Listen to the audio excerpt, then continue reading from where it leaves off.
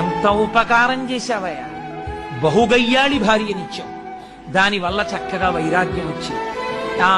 ఏమీ సంసారం అనేటటువంటి విరక్తి కలిగింది. ఈశ్వరా, నాకు అనుకూలమైన భార్యనిస్తే సంసారమునందు మగ్నుడనై ఉండేవాడిని.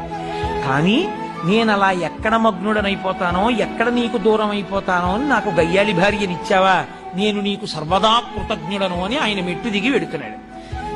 అవతల స్తంభం చాటి నుంచి ఇంకో ఆయన వచ్చాడు. ఈయనేదో వస్తున్నాడని ఆయన అక్కడ ఆగాడు. ఆయన వచ్చి అన్నాడు, ఈశ్వరా, నేను నీకు సర్వదా కృతజ్ఞుడను.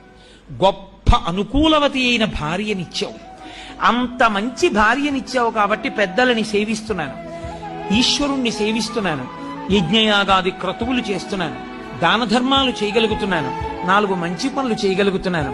అంత మంచి భార్యనిచ్చినటువంటి నీకు కృతజ్ఞుడను అన్నాడు. ఇప్పుడు ఈశ్వరుని యొక్క అనుగ్రహాన్ని పొందడానికి మేము అర్హులము అని